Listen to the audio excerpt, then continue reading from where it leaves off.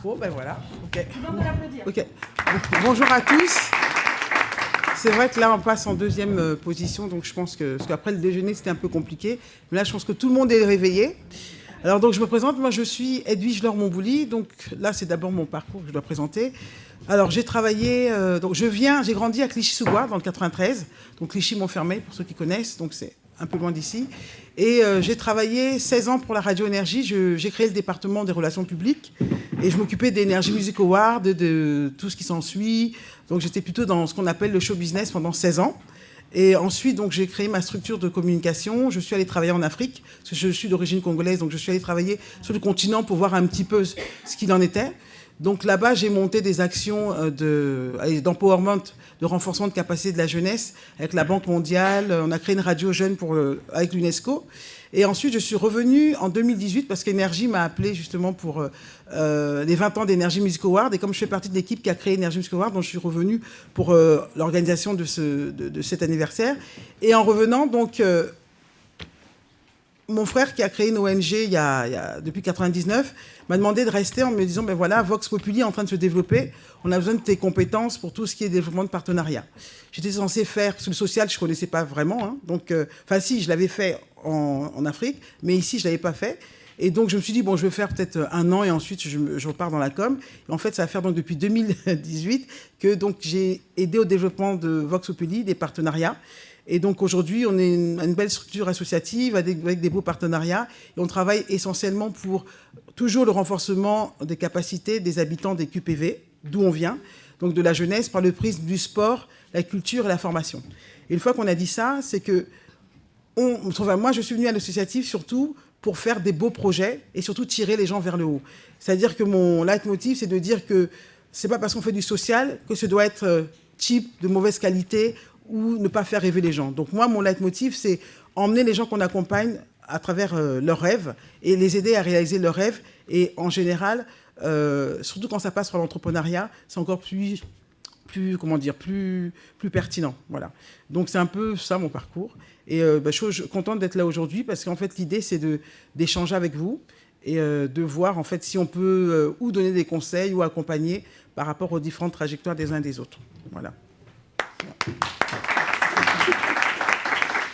Alors, donc, bonjour à toutes et à tous. Donc, moi, je suis Elisabeth Camara, contrairement à ma voisine qui est là. Donc, elle vient de la région parisienne. Moi, je viens du sud de la France, à la base, hein, à Toulon, dans le 83. Ça fait maintenant plus de 20 ans que je suis en région parisienne. Je travaille pour France Travail. Je suis conseillère, donc contrat d'engagement jeune. Et j'accompagne les jeunes de moins de 25 ans dans tout ce qui est donc élaboration de leurs projets professionnels. Pourquoi je suis là? Parce qu'on dit, ouais, France Travail... L'entrepreneuriat, pourtant, France Travail est le premier business angel en France qui accompagne justement les demandeurs d'emploi dans leur création d'entreprise. Et notamment nous, alors moi je viens de l'agence de Juvisy-sur-Orge où on a lancé en 2020 un club à destination des femmes, d'accord, qui sont demandeuses d'emploi pour qu'elles puissent s'émanciper et créer leur entreprise au lieu d'aller vers l'emploi. Donc aujourd'hui, l'entrepreneuriat, ça me parle beaucoup. Je suis aussi conférencière parce qu'on a plusieurs casquettes à France Travail. Je suis experte à l'international. Je suis aussi donc conférencière pour tout ce qui est création d'entreprise. Donc je suis souvent sur Go Entrepreneur, etc. Et aujourd'hui, j'espère qu'on va vous toucher et que vous aussi, vous allez avoir ce petit déclic de se dire, peut-être moi aussi, je suis capable de me lancer dans l'entrepreneuriat. Parce qu'au début, on se dit, non, nous, on a beaucoup de demandeurs d'emploi qui viennent et qui pensent qu'on va rester que sur le projet juste emploi. Et pourtant, on a aussi le levier qui s'appelle la création d'entreprise. Donc voilà, merci Faten en tout cas pour l'invitation. C'est un plaisir pour moi à chaque fois d'intervenir avec elle et je vais passer mon micro à ma voisine. Alors, je crois qu'il y a un non ? On a un autre micro. Ah, d'accord, ok. En fait, voilà, je vais ça marche. laisser vous présenter et expliquer pourquoi c'est pas ta voisine qui commence en premier. Ah, d'accord. Exactement. Alors, ma voisine, excuse-moi. En fait, nous, on est venus en équipe. On est 3, du coup, je vais laisser la parole à Louise d'abord. Oui, bonjour à tous. Donc, moi, je suis Louise de Issassi. Je travaille chez HEC Paris sur un programme qui s'appelle Stand Up. C'est un programme qui accompagne des femmes à l'entrepreneuriat. Et moi, je suis responsable du territoire Île-de-France pour ce programme. Donc, pour parler un petit peu de moi, vu que c'est un petit peu l'intro, en fait, vers la fin de mes études, je me suis passionnée pour l'innovation sociale et l'entrepreneuriat. Et donc, directement, dès mon stage de fin d'études et donc les années après qui ont suivi, j'ai travaillé dans l'entrepreneuriat social, dans l'accompagnement, donc au plus près des entrepreneurs, chez Entropia ESSEC, à l'école l'ESSEC, et à la Croix-Rouge française, dans un accélérateur qui s'appelle 21, pour cette dernière expérience plutôt sur des thématiques handicap. Et aujourd'hui, je me dédie surtout aux femmes dans leurs projets entrepreneuriaux. Et je suis ravie d'être là. Merci pour votre attention pour ces futures minutes ensemble et pour toutes les questions que vous aurez l'intention de poser. Vraiment, n'hésitez pas. Et non, je te passe la parole. Ok. Oui, on vous parlera des programmes juste après. Moi, c'est Cécilia Perra.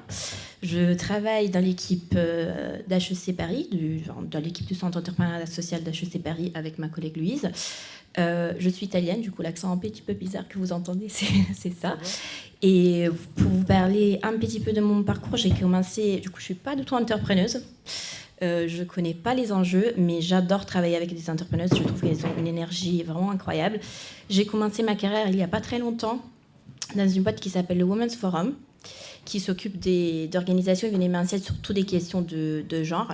Et grâce au Women's Forum, je me suis rapprochée vraiment au sujet de l'entrepreneuriat des femmes. Et grâce à ça, je suis arrivée à HEC Paris. Et aujourd'hui, depuis quelques mois, je coordonne un nouveau programme qui s'appelle HEC Up, qui est la suite de stand-up, dont je vous parlerai dans quelques minutes. Alors, bonjour à tous. Moi, je m'appelle Virginie Aurella Petit. Et donc, moi, j'ai participé justement au programme stand-up. Alors, je suis une preuve vivante de tout le parcours entrepreneuriat en partant de la demandeuse d'emploi, celle qui recherche et qui en demande et qui en galère et qui trouve un emploi et qui le perd parce que sa boîte ferme. Donc j'ai vraiment vu toutes les facettes en fait du pôle emploi à l'époque, France Travail, et j'aimerais voir un petit peu, juste pour situer, combien de personnes sont en début de recherche d'emploi. Combien de personnes sont en longue période de chômage? Ah, un petit peu moins. Alors moi, mon expérience, j'étais en longue période de chômage et j'arrivais un petit peu en fin de droit. Et je voulais quand même profiter de cette période parce que ça me permettait quand même d'avoir une entrée d'argent qui n'était pas négligeable. Et je ne voulais pas rester sans rien faire. Moi, je suis quelqu'un de très dynamique et je ne peux pas rester sans rien faire chez moi. Et j'ai 1 milliard de projets que j'ai dans mes tiroirs depuis longtemps, mais que je n'osais pas, en fin de compte, sortir. Parce que je pensais aux finances, je n'avais pas de budget, en fin de compte, pour pouvoir créer mes projets, les réaliser. Et je me suis vraiment arrêtée à cette étape-là. Ben non, je ne peux même pas créer une SARL parce que je n'ai même pas de quoi injecter dans mon entreprise. J'ai beaucoup d'idées, ça fume dans mon cerveau, mais je ne sais pas par où commencer. Et je me suis retrouvée dans une association qui nous avait parlé d'un programme qui s'appelle Stand Up, destiné aux femmes qui ont des projets d'entreprise et qui ont 0 budget. Alors moi, ça m'a fait tilt et je me suis dit, Virginie, ça peut être l'occasion de voir un petit peu comment ça peut se dégoupiller. Et donc je me suis rendue à cette formation. Ça a duré, à l'époque, c'était en 2019, c'était tout au début, c'était la 2e promo de stand-up. Et durant cette formation, on nous a lessivé le cerveau. J'ai envie de dire que ça nous a fait vraiment cogiter sur qu'est-ce qu'on pouvait proposer comme valeur. Alors oui, on veut créer une entreprise, mais il faut présenter de la valeur à la personne qui a besoin d'acheter notre service.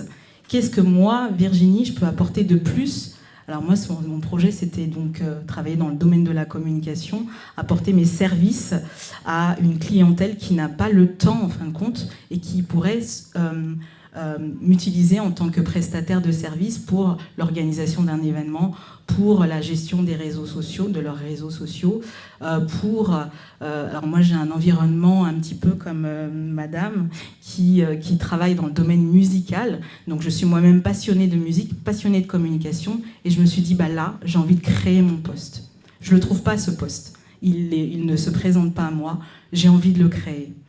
Et je me suis posée, je me suis dit, qu'est-ce que je peux apporter? Moi, j'ai une connaissance, j'ai un background, j'ai un bac+5 en communication.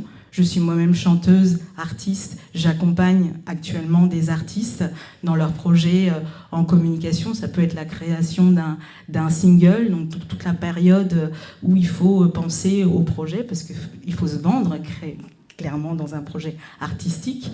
Donc je les accompagne à trouver des prestataires, un studio, des photographes pour pouvoir mettre en place leur projet. Donc j'accompagne vraiment de A à Z. Donc en fait je propose mes services dans ce que j'aime profondément, qui est la musique. Stand-up m'a permis vraiment de pouvoir de pouvoir tenir en fait mon projet et de pouvoir vraiment le réaliser et me dire en fait c'est pas parce que j'ai pas de budget que je ne peux pas le réaliser.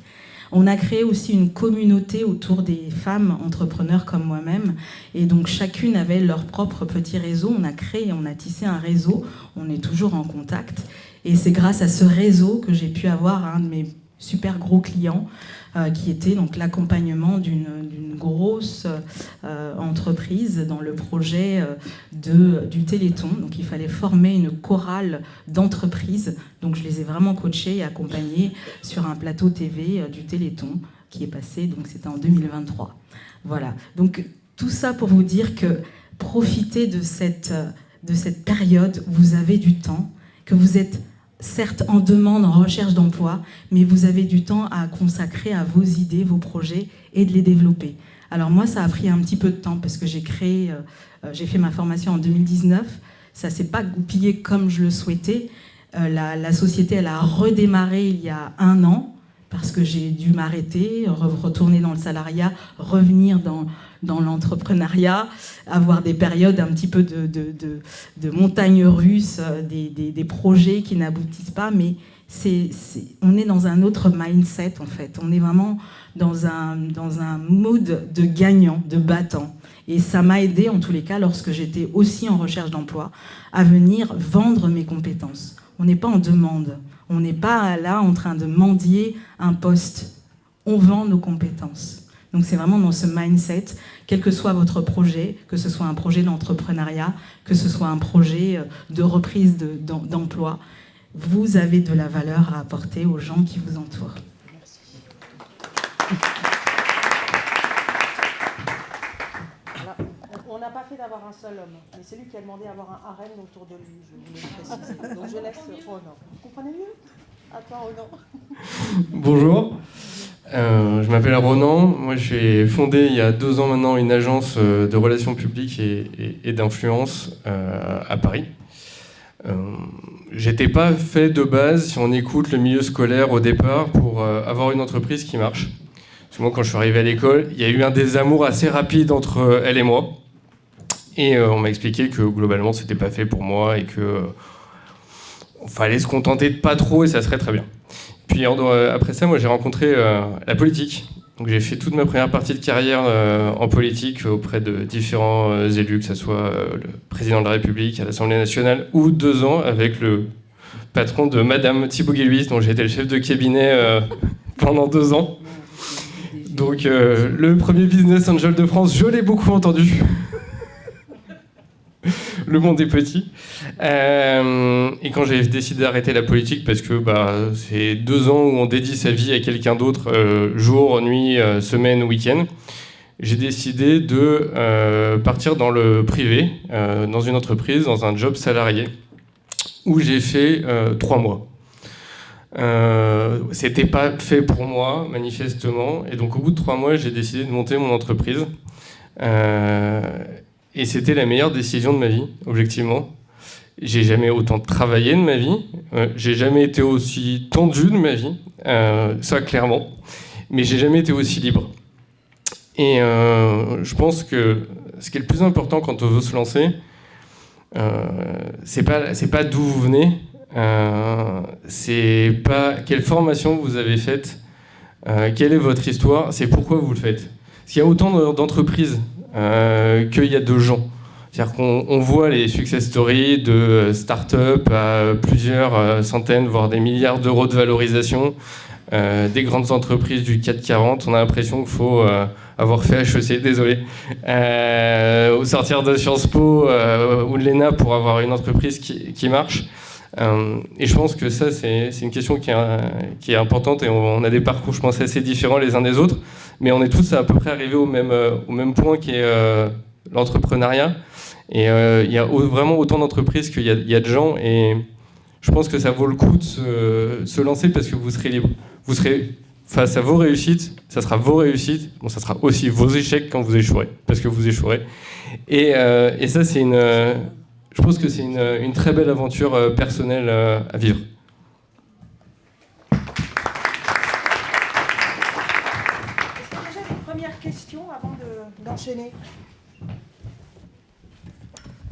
Non?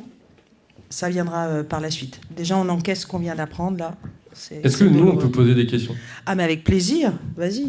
Rien n'est interdit ici. Qui a déjà voulu ou veut monter son entreprise dans la salle? Oh, plus des dames que des messieurs. C'est bien. C'est rare. Oui, mais c'est rare. Et pourtant, la thématique n'était pas spécifique au féminin. Donc on a quand même un engouement d'entrepreneuriat au féminin, mais pas que, parce que je pense que ces messieurs peut-être sont là parce que ça aussi, ça les interroge. Ça peut être aussi une issue. C'est peut-être pour ça que vous êtes là aussi, je pense. Bon. Vous voulez intervenir ? J'ai juste une question. Comment rester focus sur un projet? Parce que moi, des fois, j'ai plein d'idées. Je me dis, tiens, ça marcherait. Mais j'y pense un jour et puis le lendemain. Et après, des fois, je me dis, si je vais garder ce projet en tête. Mais après, comment vous arrivez à regarder toujours dans ce sens, quoi? Vous mettez un tableau, vous écrivez des choses ou... Excusez-moi, je propose que Edwige, tu as pensé à quelqu'un, et après vous. Ça vous va? Pas de souci. Alors, je vais vous donner un exemple. En fait, j'ai la chance, je trouve, parce que j'ai la chance, c'est une personne exceptionnelle, donc j'ai gardé ma partie relations publiques et je m'occupe des relations publiques d'une femme dont vous avez dû entendre parler, qui s'appelle Mawa McQueen. C'est une chef qui a réussi aux États-Unis en faisant des crêpes au caviar, qui est millionnaire. Il y a eu plein de bons. Je m'occupe d'elle. Et en fait, elle écrit un bouquin maintenant qui s'appelle Ambition sans limite. Et effectivement, dedans, elle explique la question cruciale de rester focus. Parce qu'elle aussi, c'est quelqu'un qui a 1000 idées. Bon, moi, je travaille avec elle. Elle est à Aspen, aux États-Unis. Je suis à Paris. On bosse la nuit à cause du décalage horaire. Elle dort jamais, etc. Elle a 1000 idées. Mais effectivement, le côté focus qu'elle dit, donc c'est être pragmatique. C'est-à-dire vous faire un plan, une planification. Et même si ça fait scolaire au début, mais n'hésitez pas à écrire vos différentes étapes. Et justement, donc, on a travaillé sur ce qu'on appelle un workbook. C'est un livre de leçons, d'étapes, quand on est entrepreneur, à apprendre pour ne pas justement se disperser. Donc l'idée, c'est, même si au début c'est scolaire, mais je pense que ça vous aidera d'avoir, vous avez donc votre plan, et ensuite de prendre justement le temps de faire une planification et de se tenir justement aux étapes que vous donnez. Parce que sinon, effectivement, et garder la motivation. Quand vous dites aujourd'hui vous avez telle idée, le lendemain vous n'y pensez plus, effectivement, donc c'est le mindset. C'est-à-dire, donc, si vous vous lancez dans l'entrepreneuriat, c'est pourquoi? Quel est l'objectif? Est-ce que c'est une passion que vous voulez transformer en emploi? Donc, voilà. Donc, l'idée, c'est vraiment ça, c'est rester focus, concentré, et effectivement, être prêt aussi à faire des sacrifices. Parce que quelquefois, on se décourage. Donc, après, c'est comment trouver justement la force de continuer. Donc, vous pouvez vous faire accompagner, vous pouvez avoir des mentors. Il y a des associations comme Créo, justement, qui sont là pour encourager HEC aussi, je pense, stand-up, c'est le cas. Donc, faites-vous accompagner, ça c'est pas mal, pour garder la trajectoire. Si de vous-même, vous avez cette initiative, mais par contre, vous n'êtes pas une spécialiste de l'entrepreneuriat, moi, je vous conseille justement de vous faire accompagner pour rester focus et avoir des mentors qui vous aident à avancer. Je trouve que c'est bien. Ouais. Ouais, exactement. Ouais. De rien. Donc, c'est Ambition sans limite, et c'est sur Amazon. Il a cartonné là, et elle est venue en France au mois de mai, je l'ai fait venir, on a fait plusieurs masterclass, mais c'est une femme, regardez sur Internet, il y a plein de reportages qui ont été sur elle est extraordinaire. Elle a grandi à Trappes, d'une famille de 20 enfants, donc elle était l'aînée, et elle rêvait d'être entrepreneur, et surtout dans la restauration.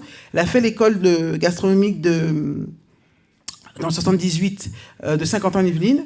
Donc, on lui disait, elle voulait être chef, Mais on a dit non, toi tu vas servir ou tu feras genre la plonge. Donc elle a réussi à aller à Londres faire fille au père. Donc elle avait son rêve, elle voulait être chef. Donc en France, elle n'a pas pu. Elle est allée à Londres faire fille au père pour apprendre l'anglais parce qu'elle rêvait d'aller aux États-Unis. Bon, il y a 30 ans, hein, cette histoire. Et donc, elle a gagné à la loterie de la Green Card. Elle est allée aux États-Unis. Et elle avait choisi comme ville Aspen parce qu'elle regardait Les Feux de l'amour. Je ne sais pas si vous connaissez cette série. Et comme c'était à Aspen, elle voulait aller là-bas. Mais le problème, c'est qu'elle arrive à Aspen. C'est une ville de milliardaires. Il n'y a pas beaucoup de diversité. Il n'y a pas beaucoup de noirs. Donc, il a fallu qu'elle se batte. Serveuse, elle faisait 3 métiers. Elle a vraiment bossé, elle continue à bosser comme une dingue. Donc, mais aujourd'hui, l'immeuble où elle faisait le ménage, elle a acheté. Elle a 3 restaurants, dont des crêperies, et elle continue à bosser, quoi. Elle est invitée au Today Show à New York. Bon, voilà. Donc, elle, c'est vraiment une success story que j'aime dire dans les quartiers, parce que non seulement c'est une femme noire, aujourd'hui une des quartiers, et elle est arrivée où elle est parce qu'elle est restée focus, elle bosse beaucoup, et elle a su s'entourer, et elle travaille.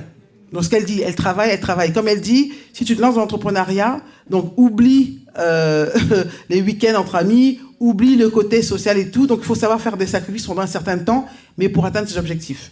Voilà. Ok, je vous laisse la parole. Alors, je ne sais pas où en est votre idée de projet, parce qu'assez souvent, on est dans la salle de bain, on a plein d'idées. Alors, je ne sais pas pour vous, hein, mais ça commence dans la salle de bain. Mais je vous invite vraiment à avoir un petit carnet, de noter vraiment toutes vos idées. Et vous allez les rassembler, en faire un plan, comme elle vous a dit, et au fur et à mesure, voir un petit peu ce que vous pouvez construire avec ces différentes idées. Faites-vous accompagner vraiment sur vos projets. Il y a des associations, il y a des HEC Stand-Up aussi qui est là pour pouvoir accompagner les femmes qui ont des idées, de l'idée jusqu'à sa réalisation. Faites-vous accompagner. D'autres interventions ? Alors justement, le sujet, c'est l'entrepreneuriat, vecteur d'émancipation et de réussite. Et là, ça m'intéresse justement de poser la question à chacun des intervenants. Pour vous, l'entrepreneuriat est-il plutôt vecteur d'émancipation ou de réussite, ou les deux? Et pourquoi ce choix? Parce que je pense que quand on fait un choix, c'est parce qu'il y a une logique aussi personnelle derrière. Merci. On va commencer par Renan.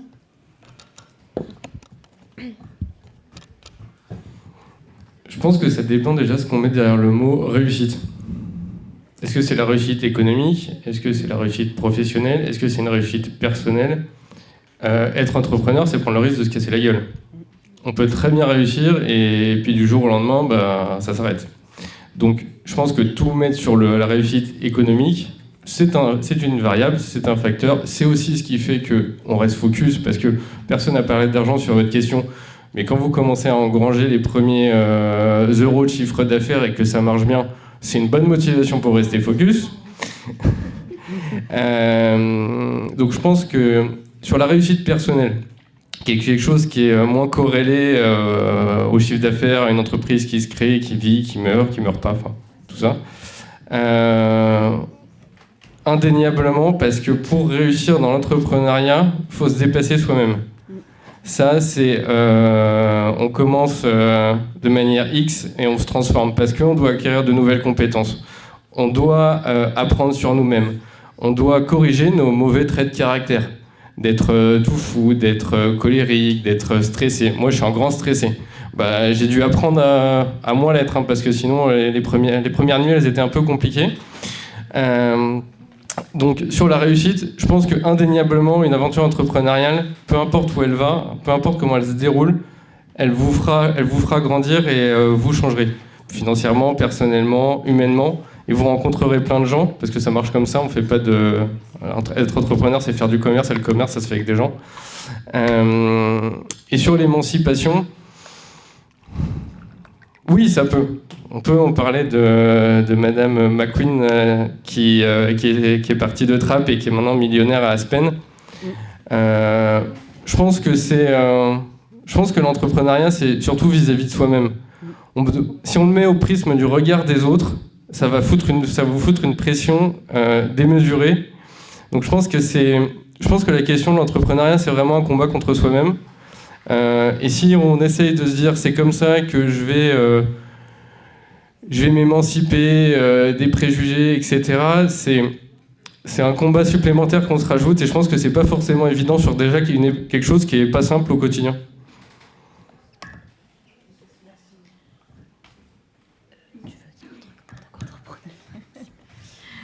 Alors moi, pour ma part, ça a été de l'émancipation, parce que de partir de rien, de pouvoir franchir un petit peu toutes les étapes, le fait d'avoir déjà eu l'idée de créer, c'est déjà une grosse victoire pour moi. Alors moi, je suis quelqu'un de très timide et réservé, donc c'est aussi une victoire. Donc pour moi, c'est de l'émancipation claire et nette. Faire du business avec des gens qui sont très durs, c'est un marché très compliqué, donc il faut endosser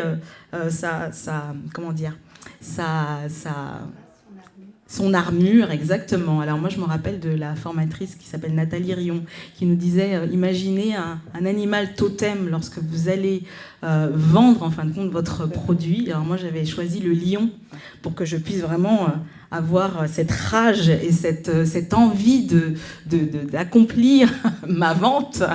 Et donc, c'était un petit peu ça. Donc, pour moi, ça a été une belle émancipation. Donc, j'ai franchi pas mal d'étapes. J'ai grandi avec mon entreprise. Mon entreprise, elle a beaucoup changé aussi.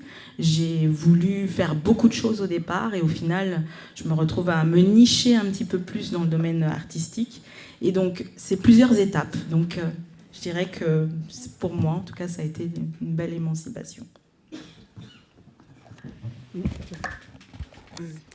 Alors, c'est bon. Voilà, là c'est bon. Alors pour moi, en tout cas, l'émancipation pour les femmes que je rencontre dans le cadre de France Travail, le club, pourquoi on l'a monté, c'est parce qu'il y avait beaucoup de femmes demandeuses d'emploi qui ne se lançaient pas dans l'entrepreneuriat.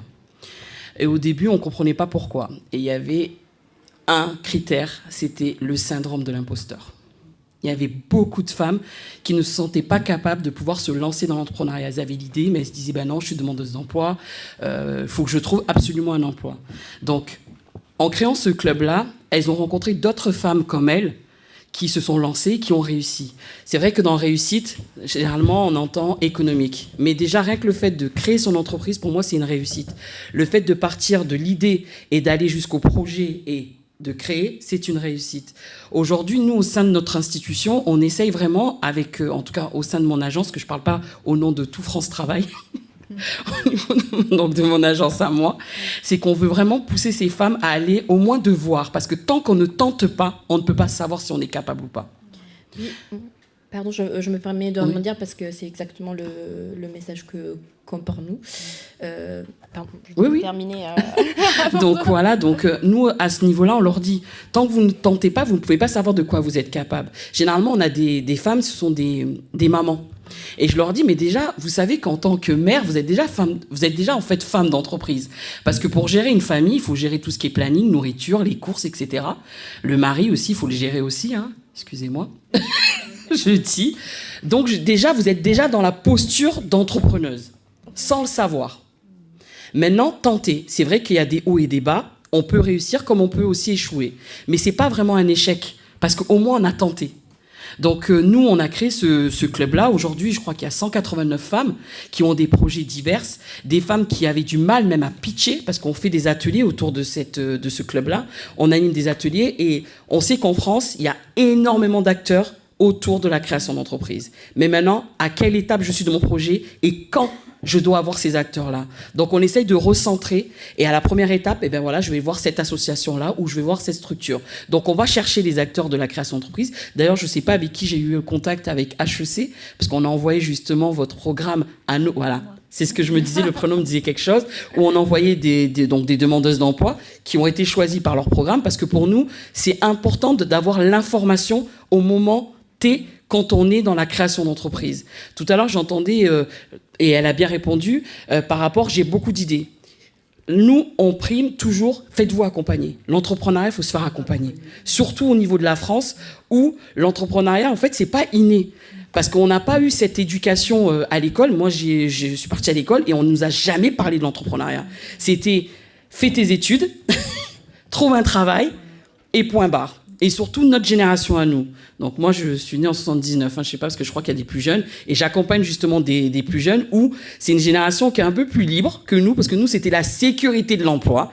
Eux, excusez-moi du terme, des fois, ils n'en ont rien à faire, parce qu'on leur dit, ils ont dit, non, ils ne sont pas du tout fidèles aux employeurs, donc Ils vont là où ils se sentent le mieux. Et c'est vrai que c'est une génération qui ose, et c'est ce qui me plaît, moi. Ils osent se lancer dans l'entrepreneuriat. Moi, quand je vois des femmes, elles me disent « Ouais, mais j'ose pas, la sécurité. » Ouais, mais la sécurité, en fait, tu le sauras jamais. Tant que tu n'as pas tenté. Et je l'entends quand madame dit que j'ai profité quand j'étais donc en tant que demandeuse d'emploi, que j'ai eu le temps de le faire. Et ça, c'est vrai. C'est important. Nous, on leur dit. Par contre, on leur dit attention. Tout le monde ne peut pas être entrepreneur. Parce que des fois, il y en a qui se lèvent un matin. Ah, j'ai vu sur Netflix un produit et je pense que je peux me lancer. OK. On ne naît pas, certes, entrepreneur, mais on le devient. Et ça, c'est la persévérance. L'épanouissement, moi je trouve que franchement les femmes qui sont autour de moi, moi je les vois, les clubbeuses aujourd'hui, on leur a laissé les clés du club parce qu'on est sur d'autres tâches, surtout pour 2025, on prépare la rentrée 2025, elles ont lancé des événements, elles créent des événements elles-mêmes pour se faire connaître parce qu'elles ont appris au sein du club. Donc elles sont dans l'émancipation, donc il y en a beaucoup qui viennent aussi de quartiers de ville prioritaires, donc la précarité parfois. Aujourd'hui, elles sont financièrement, elles arrivent à s'en sortir. Et l'entrepreneuriat, pour une de nos clubbeuses aussi qui avait fait un témoignage, ça a été aussi une émancipation parce qu'elle était victime de violences conjugales. Et son témoignage a été tellement poignant qu'elle a dit qu'elle est partie avec 2 000 €. Aujourd'hui, elle fait le tour du monde. Elle fait dans les fleurs, dans l'événementiel dans les fleurs, les gens l'appellent et elle a dit s'il n'y avait pas eu justement cet accompagnement avec l'ADI, parce que c'est l'ADI qui l'a accompagnée, aujourd'hui, elle serait peut-être pas là à nous parler. Parce qu'elle était vraiment sous le joug de son mari. Et grâce à l'entrepreneuriat, elle a réussi à sortir de cela. Donc, pour moi, l'émancipation, ça passe aussi par là. Ça passe par beaucoup de choses. Donc, vous, les jeunes, aujourd'hui, même si on vous dit que vous êtes à l'école, et ça, j'ai bien aimé le discours de monsieur, c'est quand on dit que l'école, pour moi, et je le dis souvent à mes jeunes, quand ils me disent « Ouais, mais j'ai pas de diplôme ». Mais le diplôme ne fait pas une personne. C'est votre personnalité. Moi, quand ils viennent avec moi dans mon encadrement, je leur dis, mais écoutez, moi, je ne vous ai pas demandé. Des fois, ils me disent, ouais, mais j'ai pas de diplôme. À quel moment je t'ai demandé si tu avais un diplôme? À aucun moment. Je veux savoir qui tu es. Quelles sont tes compétences, quelles sont tes qualités et qu'est-ce que tu aimes. Parce que ça, on oublie des fois de le dire à la personne. Qu'est-ce que tu aimes? Quand ils viennent dans nos bureaux, c'est, voilà, vous avez ce métier-là, on reste là. Non. Qu'est-ce que tu aimes? Parce que tu n'es pas obligé de rester dans ton secteur d'activité. Tu peux te reconvertir, tu peux créer ton entreprise. Et moi, je pousse justement. Et on a des accompagnements, on a la BGE qui sont là avec Active Créa. Je ne sais pas si vous l'avez fait, vous, quand vous étiez demandeuse d'emploi, qui sont aussi là, mais qui ne vont pas aussi loin. Mais après, il faut un relais. Donc, il y a HEC. Il y a aussi des associations comme MyCréo Academy, comme Les Déterminés. Il y a énormément d'acteurs. Mais pour pouvoir les connaître, il faut avoir quand même déjà un point d'entrée. Et donc, nous, au niveau de France Travail, donc je fais un peu de communication quand même, on a justement cette facilité à connaître les acteurs locaux et de pouvoir vous transférer, vous orienter vers les personnes qui sont adaptées au moment clé. Donc moi, en tout cas, mon message, c'est si vous voulez créer, lancez-vous et vous saurez vraiment si vous êtes capable ou pas de le faire. Oui, je voulais juste... juste compléter avec quelques petites idées que j'ai. Je partage tout à fait votre avis. Je pense que l'entrepreneuriat est un vecteur d'émancipation, sûrement, et de réussite, tous les deux. Émancipation, pourquoi? Nous, au centre du centre entrepreneuriat social d'HEC, vraiment notre mission avec les programmes Stand Up et Up, c'est, et on le dit, on le écrit partout, c'est garantir l'autonomie financière des femmes en Île-de-France et en France en général. Et c'est vraiment le cœur de nos missions. C'est pour ça que les programmes ont été créés. Et du coup, je vous parle un petit peu du programme avant de continuer dans ma réponse. En fait, HEC Up, c'est le programme que je coordonne. Et en fait, c'est un programme qui est complètement gratuit, qui dure 6 mois et qui a comme objectif d'accompagner des entrepreneuses qui ont déjà une idée. Du coup, on n'est pas forcément dans la phase de création, d'idéation. Du coup, c'est des entrepreneuses qui ont déjà une idée de projet, de offre, etc., qui a déjà vendu. Du coup, auprès de nous, on dit quelques clients, 4-5 clients, et qui souhaitent en fait croître leur projet parce qu'ils ne savent pas vendre, ils ont peur de vendre, ils ont peur d'aller voir des gens pour comprendre comment présenter leurs produits, ils ne génèrent pas assez de chiffre d'affaires pour être indépendants financièrement, ils se disent bah ouais, je me suis lancée, j'ai osé finalement, j'ai eu mon idée, mais maintenant comment j'ai fait, j'ai aucune compétence ou j'ai aucune connaissance sur comment développer mon projet parce que comme vous l'avez bien dit, on n'a pas forcément de formation sur ça. Et du coup, nous, au sein du centre, on a développé ce programme parce qu'il y avait un besoin, on croit. Et comment ça se passe? C'est un accompagnement, je répète, de 6 mois. Nos bénéficiaires sont accompagnés et suivis individuellement par des mentors.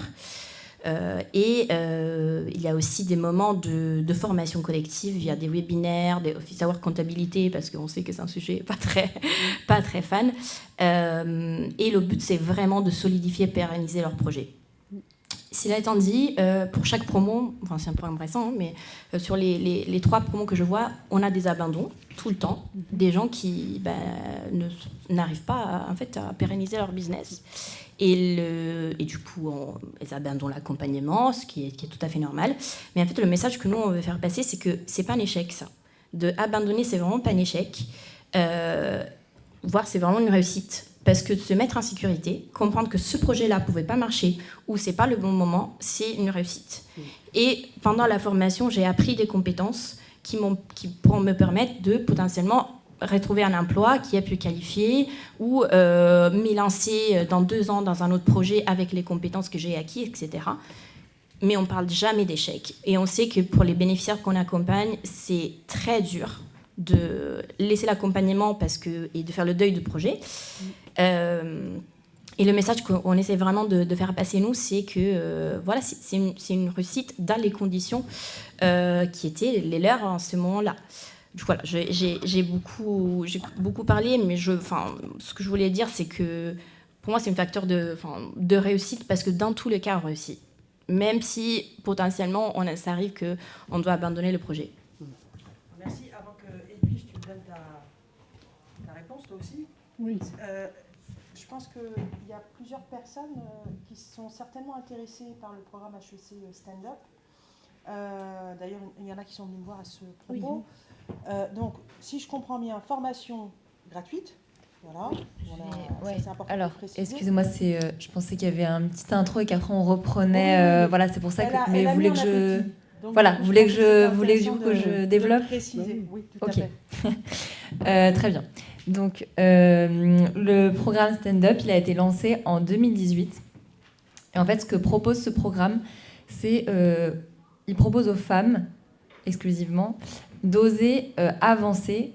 Et donc, pourquoi pas, par l'entrepreneuriat. Pourquoi pas oser entreprendre. Stand Up, c'est un programme d'accompagnement à l'entrepreneuriat qui a été créé par HEC Paris. Et pourquoi je souligne que ça a été créé par HEC Paris, c'est qu'en fait, ce programme, du coup, il bénéficie de l'expertise et de l'expérience, surtout de l'école en matière d'entrepreneuriat. Donc ça, c'est assez important. Surtout que ce programme, pour les femmes qu'on accompagne, il est gratuit. Cependant, il a un réel coût, une réelle valeur, et il est soutenu par nos partenaires. Pour être plus concrète, notre programme, il permet d'avancer en 10 semaines. Donc ces 10 semaines, elles vont s'articuler en plusieurs phases. Il y aura une première phase qui se fera à distance pour les entrepreneuses ou les femmes qui ont une idée de projet. Cette phase à distance va permettre à chacune d'avancer à son rythme en visionnant du contenu vidéo et en participant à des webinaires avec une formatrice et des membres de l'équipe Stand Up. Et ensuite, il y a une autre phase qui se fait en présentiel, 4 jours complets.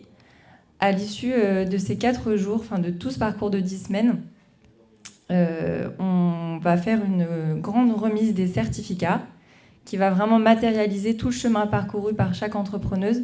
Chacune aura son certificat HEC Stand Up, ce qui est assez important parce qu'on accompagne notamment des femmes qui parfois n'ont pas eu l'opportunité d'accomplir des formations, des études, etc. Et ça permet en fait de donner une certaine légitimité à tout ce qu'elles apportent, à ce qu'elles ont acquis par le programme et par d'autres expériences.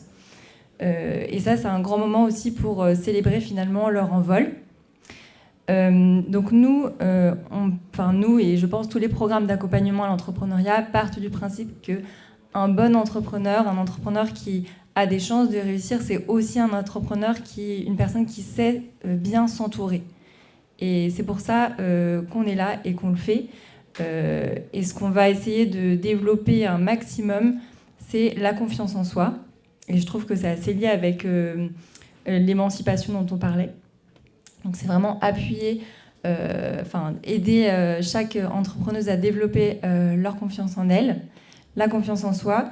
Ça va permettre aussi de structurer ses idées, parce que si j'ai confiance en moi, j'ai confiance en mon jugement, donc je vais pouvoir vraiment à froid en fait structurer mes idées, faire un plan, enfin tout ce dont on a déjà évoqué. Et voilà. Donc j'ai parlé de comment ça se déroulait, des personnes qu'on accompagne, donc des femmes, peu importe leur parcours, l'horizon dont elles viennent. Il n'y a pas de prérequis à ce niveau-là, formation, pas de formation, je suis salariée, je suis demandeuse d'emploi, ni l'un ni l'autre. Enfin, c'est pas vraiment du tout, c'est pas le critère. Si on veut parler de critères, puisque il y a quand même une sélection, c'est être une femme, avoir une idée de projet, ou plusieurs même, avoir peut-être aussi déjà lancé son projet, mais vraiment en être au tout début de l'activité, voilà. Et dernière chose, avoir envie de rejoindre une communauté de femmes engagées et qui vont s'entraider, puisque le programme Stand Up, c'est aussi une communauté de plus de 1000 femmes qui sont très motivées, très soudées. Et on va y retrouver tout ce qu'on peut appeler de l'échange entre pairs, qui est peut-être une des plus grandes richesses en fait, de l'accompagnement, c'est de permettre en fait, à des personnes de se rencontrer et de s'enrichir mutuellement. Voilà ce qu'on peut dire pour le programme, ce qui me vient en tête. Ce que je peux vous dire aussi, c'est que nous lançons des appels à candidature tout au long de l'année, aux Antilles, en Île-de-France, nouvellement en région PACA, en région Poitou-Charentes, dans les Hauts-de-France. On est aussi présent à La Réunion et on va se lancer prochainement dans d'autres régions. L'idée, c'est de se déployer dans un maximum, enfin la plus grande partie du territoire français. Ça, c'est notre ambition et on l'accomplit. Même si on va probablement continuer d'échanger, mais je peux aussi vous signaler qu'on est présent sur les réseaux sociaux, sur Instagram, sur LinkedIn, sur Facebook. On alimente beaucoup ces réseaux sociaux, donc n'hésitez pas à les rejoindre. Même si vous êtes un homme, vous pouvez communiquer tout ça aux femmes qui vous entourent. Beaucoup de femmes d'ailleurs qui viennent à nous, enfin beaucoup, un certain nombre sont souvent encouragées par leur entourage et aussi bien des hommes. Et voilà. Merci beaucoup. Est-ce qu'il y a d'abord des questions sur le programme HEC Stand-Up ou on continue avec le... Je vais juste compléter parce que j'ai peur que ça mène à confusion. Du coup, le programme dont j'ai parlé tout à l'heure, HEC Up, désolé, les noms vraiment mènent à confusion. Mais c'est la suite de Stand Up. Et c'est un nouveau programme qui a été créé récemment, l'année dernière. Pour l'instant, c'est ouvert que aux certifiés stand-up. Vraiment, la cible de nos programmes sont les personnes qui sont certifiées stand-up. Pourquoi ? Parce qu'on estime que c'est un peu la base de poser Enfin, le programme stand-up pose vraiment des bases de posture entrepreneuriale, d'idées, de confiance en soi pour pouvoir après continuer. Et voilà, je ne vais pas répéter les informations que je vous ai tout à l'heure, mais c'est un programme gratuit de 6 mois qui se déroule plutôt en distanciel, avec quelques moments en présentiel, avec comme objectif, je vous disais, que celui d'accompagner nos bénéficiaires dans la montée en croissance de leur entreprise et l'augmentation en fait, de leur chiffre d'affaires. Voilà, c'est rapide, mais si vous avez des questions, n'hésitez pas. Je ne sais pas si je suis hors sujet, mais est-ce qu'il y a des femmes qui se rencontrent, qui se regroupent et qui montent un business ensemble ? Oui, ça peut arriver. Ça peut arriver. Ça peut arriver, je dirais que ça arrive de plus en plus. Comme nous, en fait, la communauté, c'est un aspect qu'on anime de façon bien plus forte depuis pas si longtemps. Ça provoque en fait ce genre de choses. Ouais. Et en fait, on le voit parce que si on est dans pas mal de discussions des femmes entre elles, et en fait, vraiment, ça fait tilt très vite en fait en termes de territoire. Ah ben, on est à côté, parlons-nous. Ah ben, t'es sur tel sujet, moi aussi, parce qu'en fait, c'est vrai que l'entrepreneuriat, il y a autant de façons d'entreprendre que de personnes. Néanmoins, c'est un petit peu dommage parfois de faire exactement la même chose. Chacun de son côté, alors que ça a bien plus de force en fait quand on s'associe, ou enfin je parle association, mais il y a peut-être d'autres moyens. Dans tous les cas, faire attention à la complémentarité des entrepreneurs aussi, c'est bien. Et oui, il y a des choses qui se montent, qui peuvent se monter. Merci. Il y a d'autres questions ? On continue avec Edwige du coup ? L'émancipation. Est-ce que c'est synonyme d'émancipation, c'est ça? Émancipation et ou réussite. Bon, émancipation et sûre, certainement, parce que émancipation, parce que autonomisation, parce que pouvoir de l'action, plus de patrons pour vous dire de quoi faire, ça c'est clair. Maintenant, réussite, comme on dit, ça dépend de ce qu'on appelle la réussite. Donc, ça peut être la réussite financière, la réussite parce qu'on est épanoui, parce que justement on a plus confiance en soi, à titre personnel. Donc, ça dépend en fait de tout un chacun. Mais ce qui est important, c'est que, j'entendais tout à l'heure, on parlait de celles qui arrêtent parce que échec ou autre. L'échec fait partie de la réussite. Donc ça, c'est important. Tous les entrepreneurs que j'ai rencontrés qui ont réussi, dont Marwa McQueen, elle a fait des échecs, certains échecs cuisants, et ça ne l'a pas empêché de réussir. Donc, il ne faut pas avoir peur d'avoir un échec. C'est-à-dire qu'au bout du chemin, il y a la réussite, vous passerez par différentes étapes. Et donc ça, il n'y a pas de problème à l'assumer. Et après aussi, à passer par là. Donc c'est vrai, donc, source d'émancipation, source de réussite, c'est tout un chacun. C'est-à-dire, ça dépend des valeurs que l'on a. Qu'est-ce qu'on appelle la réussite? Est-ce que c'est avoir 1 million sur son compte en banque et pouvoir se payer ce qu'on veut? Est-ce que c'est pouvoir s'accomplir parce que justement, donc, on avait le rêve de faire telle chose, même si on ne gagne pas beaucoup, mais finalement on l'a réalisé. Donc c'est tout un chacun. Ça dépend de la définition de la réussite que tout un chacun se fait. Mais en tout cas, c'est vrai que c'est un vecteur pour ça. Voilà. Merci. Alors moi, je vais vous poser une question qu'on déteste avoir lors des entretiens, mais à vous, et qui va s'ajuster sur le sujet. On pose souvent la question en entretien, citez-moi 3 qualités et 3 défauts. Ça, c'est la question qu'on déteste, en fait. Enfin, moi, particulièrement. Quelles sont les qualités et les défauts que doit avoir un entrepreneur? Et je dis un ou une entrepreneur, puisque le sujet n'est pas au féminin. Donc, celui qui va répondre en premier, c'est un peu compliqué, mais... Qualité et défaut. Ouais. Déjà, qualité, la résilience, hein, c'est clair. La résilience, la rigueur, voilà. Les soft skills. Donc... Je ne sais pas si tout le monde, je pense que ce mot est tellement à la mode maintenant, les compétences douces. On est dans un monde où tout change. Les métiers d'aujourd'hui, il y a certains métiers d'aujourd'hui qui n'existeront plus dans 10 ans. Donc il faut s'adapter. Donc à mon avis, déjà, dans les qualités, il faut avoir, je pense que dans l'entrepreneuriat, il y a une dizaine de soft skills qu'on demande à avoir pour réussir. Ils sont le relationnel, la communication, l'agilité, l'adaptabilité, agilité, etc., quoi. Et l'écoute. Donc voilà, déjà, ça, je pense que c'est les côtés positifs à avoir, quoi. Et tu disais, donc les défauts. Tu veux, je te donne, tiens, je lui donne les défauts, tiens. Les défauts, moi, je vais dire juste un, c'est être têtu. Mais ça peut être aussi une qualité. C'est souvent ce que je disais, moi, quand je passais en entretien. Parce qu'on me dit, pourquoi têtu? Je dis, parce qu'en fait, voilà, quand j'ai une idée en tête, je vais jusqu'au bout. Donc on va dire que ça peut être aussi, mais ça peut être, attention, c'est un danger aussi d'être têtu, hein, parce que moi des fois je suis têtu, je rentre dans le mur aussi.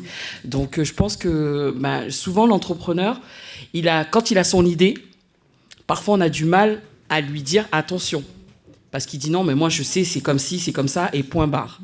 Et c'est ça. Ça fait écho, c'est ça? Ah ok. Donc voilà, je pense que c'est obtus et têtu. Ça, je pense que c'est parfois un défaut qui peut être une qualité, mais qui peut être un défaut et qui peut être aussi être la fin parfois de leur entreprise.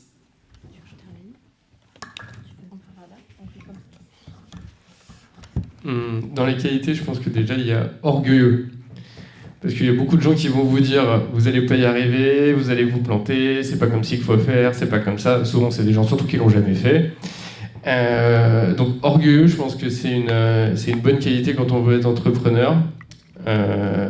Travailleur, indéniablement, parce que les journées elles sont rallonges, les semaines sont rallonges.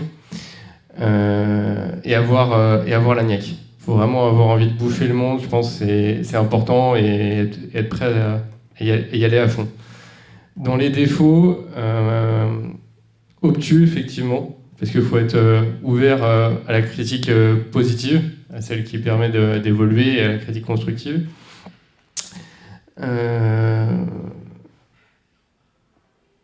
Arrogant.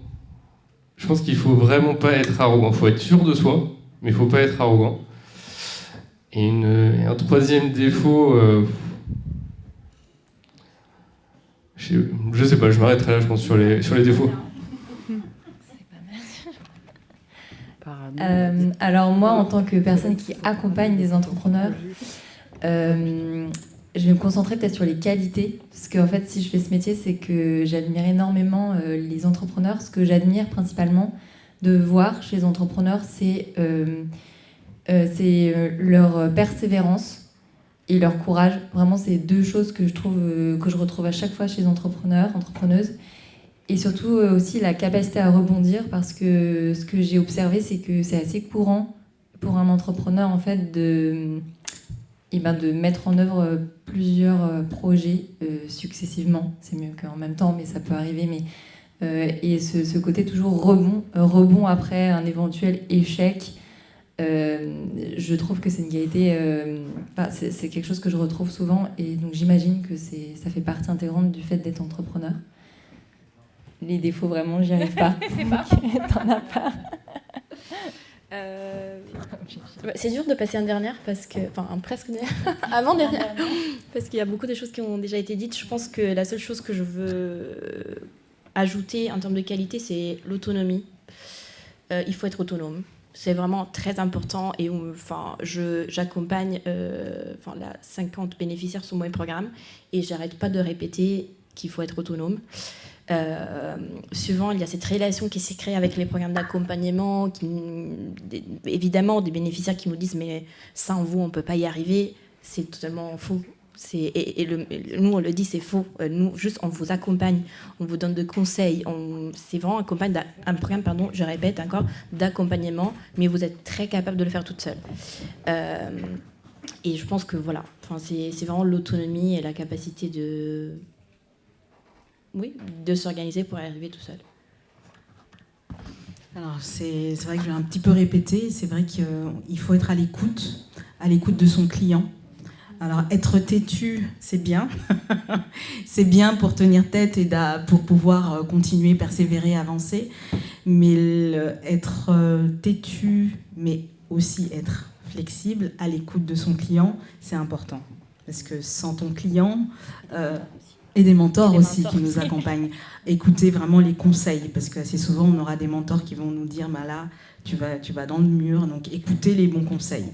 Donc il y a des personnes qui seront là pour vous décourager, mais qu'est-ce que tu fais? Pourquoi tu perds ton temps? Va chercher un travail. Être persévérant et rester focus, garder vraiment le cap de votre objectif et être super organisé. Alors celles qui sont organisées, c'est un bon point, parce que ça demande énormément de capacité à pouvoir déléguer à un moment donné, parce qu'on ne peut pas tout faire, et de savoir prioriser. Qu'est-ce que je vais faire en premier? Ça, je vais mettre de côté pour l'instant, je reviendrai après dessus. Vraiment être organisé. Merci. Alors, dans la salle, il y a des personnes que je connais, dont je connais un peu le parcours de vie, 20% de ces personnes-là. Et du coup, j'ai décidé de ne pas les regarder et de me retourner et de m'adresser à vous. Je vais résumer ce que je perçois de ceux que je ne connais pas, ceux que je connais, et du coup, si vous pouviez leur adresser à ce que je vais synthétiser à cette personne, et je pense que beaucoup d'entre vous se reconnaîtront, un message, et qui servira quelque part de message de conclusion globale. Je n'ai pas confiance en moi, je n'ai pas les moyens, j'ai envie de faire, mais je manque de courage, personne ne croit en moi, je suis différent, je suis différente, j'ai peur, personne ne m'aide, qui m'accompagnera? Je n'ai pas de réseau, ma famille ne croit pas en moi, les miens ne croient pas en moi, et j'estime que je ne suis rien. Merci.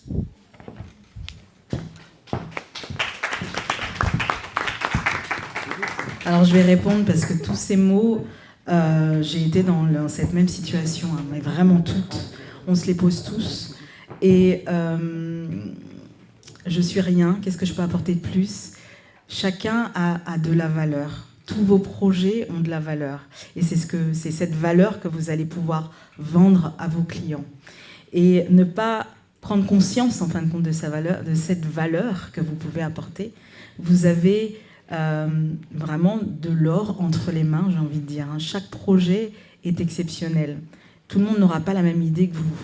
Et vous allez apporter en fonction de votre ressenti, de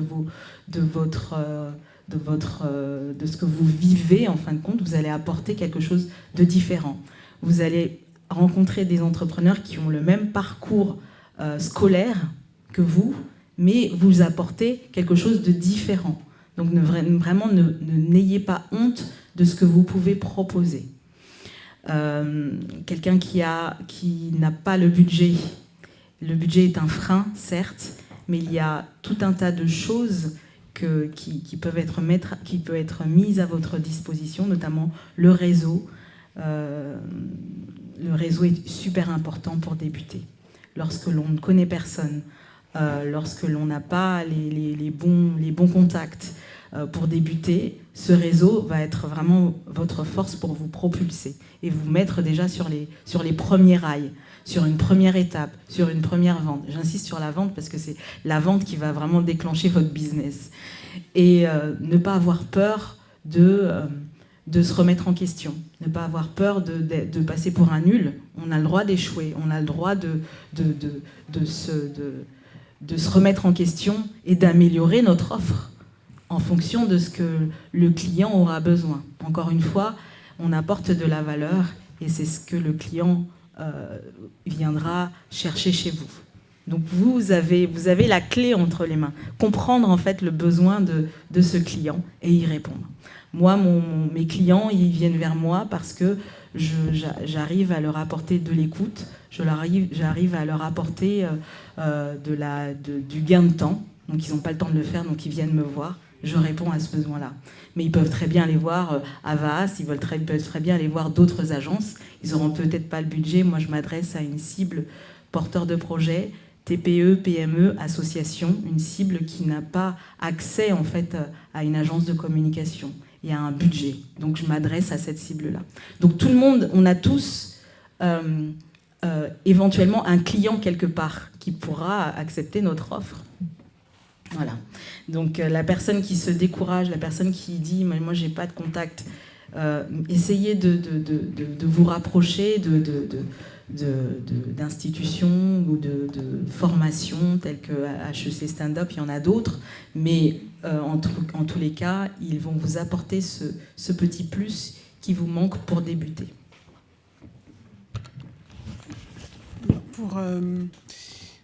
On ne me soutient pas dans ma famille, etc. Donc, vraiment, en fait, ce qui est important, c'est trouver le mentor.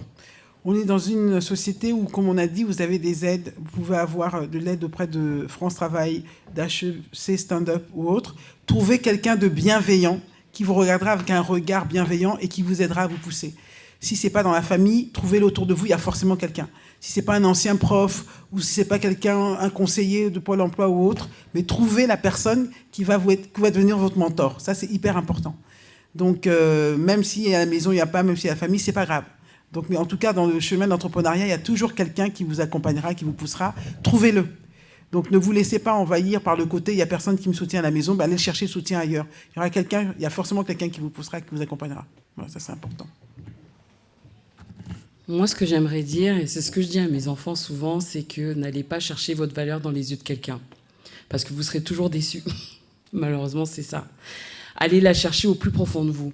Pour moi, le monde, en fait, c'est comme un chantier. Et dans ce chantier, chacun a sa place.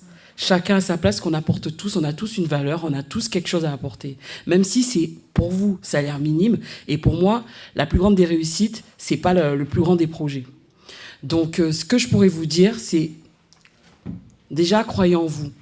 Même si on vous dit que vous n'êtes pas capable, parce que ça, on l'entend. Hein. Moi, des fois, j'ai des jeunes qui me disent « Ouais, on me dit que je ne suis pas capable et tout. » Mais tu n'es pas capable de quoi? Si, tu sais faire. Déjà, tu sais faire ton lacet. J'ai dit « Moi, j'ai galéré à faire mon lacet quand j'étais petite. Hein. Franchement, je dis la vérité, j'ai galéré à faire mon lacet. C'était compliqué. Il y en a qui arrivent à le faire. Il y avait des enfants qui arrivaient à le faire plus vite que moi. Donc moi, j'ai un peu galéré, mais après, je me suis dit, bah, un jour, j'y arriverai. Mes parents, ils m'ont acheté des chaussures où il y avait des lacets en plastique, là, je sais plus comment, en élastique. Bah, c'est pas pour ça que ça m'avait frustré au début, mais mon père, il m'a dit, c'est pas grave, tu arriveras. Donc dites-vous que la vie, c'est un chemin, c'est pas un sprint, c'est une course de fond. Et on va étape par étape et petit à petit. On ne vous demande pas de regarder ni à gauche ni à droite, parce que sinon, vous allez vous comparer avec les autres, et c'est là que vous allez trouver toutes les frustrations. Moi, je le dis à mes enfants et je me le dis à moi-même, je suis mon propre adversaire. Je ne regarde pas mes collègues, je ne regarde pas ni nos partenaires, je me regarde moi-même. Et chaque année, je fais un bilan de ce que j'ai réussi, ce que je n'ai pas réussi. Tout à l'heure, j'ai entendu, on a le droit d'être nul. Personne n'est nul. Personne n'est nul. Ça, sachez-le, personne n'est nul. Moi, je n'ai jamais vu quelqu'un de nul. Parce qu'on sait toujours faire quelque chose. Il y en a qui sont bons à la cuisine, il y en a qui savent faire des gâteaux. Il y en a qui savent peindre. Moi, je ne sais pas du tout peindre. J'essaie de repeindre ma salle de bain. Mon mari, il m'a dit, vas-y, arrête là, parce que là, c'est une catastrophe. Parce que je me suis dit, j'ai fait de l'art plastique à l'école. Donc, je sais peindre sur une feuille qu'on sent, mais pas sur un mur. Et pourtant, ce n'est pas ma partie. J'ai regardé des tutos sur YouTube, parce que maintenant, c'est la grande mode. Hein. On regarde des tutos pour essayer de peindre, de faire des choses. Ah oui, moi, je regarde les tutos. Eh ben, j'ai pas réussi. Mais c'est pas pour ça que je suis nulle. Je suis bonne ailleurs. Et c'est dans ça que je vais aller chercher. C'est dans ces qualités-là, c'est dans ces compétences que j'ai su développer. J'ai des jeunes qui viennent, qui me disent « Je n'ai jamais travaillé, je n'ai rien fait ». J'ai dit « Mais tu as des frères et sœurs ?» Ils me disent « Oui ». J'ai dit « Tu les gardes ou tu les gardes pas ?» Ben, je les garde. Ben là, tu développes des compétences.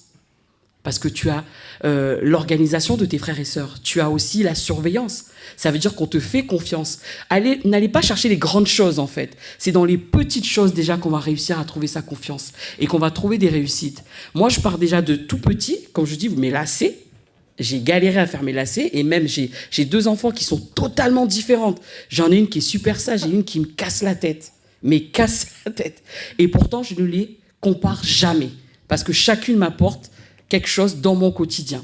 Et je me dis, des fois, si vous n'existerez pas, les filles, je ne sais pas qu'est-ce que je deviendrai. Donc, sachez que vous avez de la valeur, que ça soit dans la famille, que ça soit à l'extérieur, que ça soit aussi avec votre conseiller France Travail. Je le place encore. Vous avez de la valeur. On s'inquiète pour vous aussi, parce que si vous êtes dans notre portefeuille, vous êtes avec nous, le but, mon objectif, à moi, c'est ce que je dis, et ce que je dis souvent à Faten, mes jeunes, ta réussite, c'est ma réussite. Si tu avances, j'avance. Si tu recules, je recule. C'est ça l'accompagnement. Ça veut dire qu'on va ensemble. C'est être à côté ensemble. Moi, je te tire pas. Parce que si je te tire, ça sert à rien. Avance et j'avancerai avec toi. Et on avancera à ton rythme. Donc, avancez à votre rythme. Allez-y petit à petit.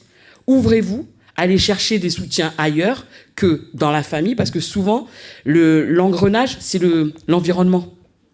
À l'école, les profs, on les entend. T'es nul, tu serviras à rien, t'arriveras jamais. Ben non, il arrivera. Et ça, nous, on est des éponges. Donc on absorbe, on absorbe, on absorbe. Ben non, n'absorbez pas. Rejetez tout ça. Dites-vous que moi, aujourd'hui, je suis tel que je suis un diamant et je vais briller un jour. Voilà ce que je pourrais vous dire aujourd'hui.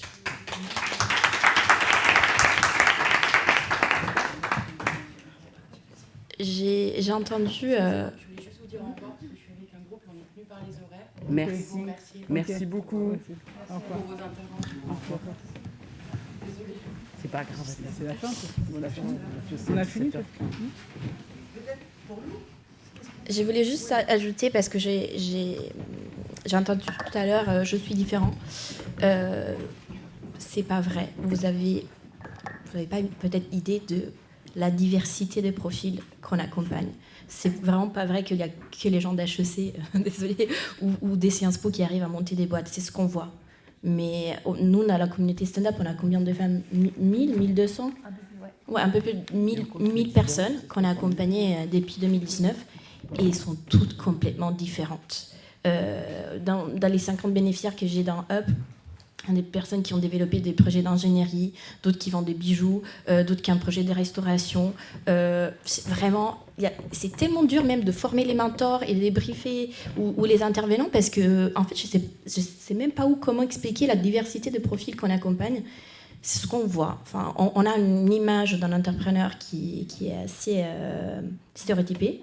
Mais je pense que la communauté stand-up et Up aujourd'hui sont témoignage que c'est vraiment pas vrai. Et là, ok, je fais un peu ma pub, mais vraiment, je vous invite à aller voir sur les réseaux sociaux. Mais juste pour voir sur les réseaux sociaux, il y a des témoignages d'entrepreneuses qui ont monté leur entreprise et ça marche très bien. Et moi, chaque fois, je suis moi-même étonnée de la diversité de profils d'entrepreneurs. Vous n'êtes pas différents parce que... Voilà, je m'arrête, je n'ai rien à ajouter. Je voulais juste dire quelque chose, rebondir justement, la différence, c'est ce qui fait aussi l'unicité de la personne. Moi, quelqu'un que des clones, ça m'intéresse pas. Et je m'ennuierai à la fin. Soyez différents, justement, parce que c'est ce qui apporte la richesse d'une personne. C'est ce que je voulais rajouter. Oui, c'est exactement ce que j'allais, sur ce quoi j'allais rebondir, c'était de dire que si je me sens différente, si vous vous sentez différent, c'est plutôt un super bon signe, que c'est exactement là où ce sera votre valeur. Et c'est ça qui attirera en fait finalement les regards, et les regards ils sont pas que négatifs. Parfois on projette beaucoup sur notre entourage et au-delà de notre entourage, alors que l'image qu'on renvoie en fait on peut pas la maîtriser toujours et elle peut être très positive à notre insu. Et moi, tous les termes qui étaient évoqués tout à l'heure, j'ai peur, etc., ça m'évoquait beaucoup la paralysie. Je sentais comme même ça me prenait un peu, moi-même, je me sentais, c'était contagieux et ça me paralysait. Et en fait, je me suis rappelée, moi, je suis pas entrepreneuse, mais j'ai été présidente d'une association, dans l'événementiel et tout, donc c'était quand même des choses très concrètes. Et en fait, je me dis mais comment j'en suis arrivée à faire ce genre de choses, c'était pas du tout mon genre et tout, et en fait c'est parce que un jour j'ai décidé de passer à l'action, donc de sortir d'un truc un peu immobile, et c'est vraiment ce premier pas qui était un petit pas qui m'a encouragée au deuxième pas, au troisième pas, et en fait ça allait et finalement ça m'a permis de déployer des projets, et notamment un. Et ça me permet aujourd'hui de faire un travail, de travailler auprès de personnes que je trouve incroyables et qui me nourrissent en fait et qui m'inspirent aussi, pourquoi pas, dans une éventuelle aventure entrepreneuriale. Donc en fait, c'est vraiment ce que je voulais ajouter pour pas répéter ce que disaient les autres, c'est vraiment le passage à l'action qui en tout cas a été un levier pour moi, sortir de soi-même par un petit pas. J'ai pas grand-chose à rajouter après tout ça, mais il y a une phrase que j'aime bien me répéter quand j'essaie un truc, c'est et puis au pire, on meurt. Partons de là. C'est le pire, extrême. Non, mais tout le reste devient très relatif. Voilà. Donc. Mais être entrepreneur, c'est être extrême. Enfin, moi, je connais pas d'entrepreneurs qui sont so-so, hein, vraiment, ou alors ça dure pas. On est dédié à 100%, donc finalement, je trouve que c'est assez cohérent avec la thématique. Eh bien, merci beaucoup. Je vous demande de bien vouloir les applaudir. Et nous, on vous applaudit également parce que vous avez fait le déplacement et en même temps, vous avez eu envie d'affronter et de vous éclairer. Donc, à nous de vous applaudir.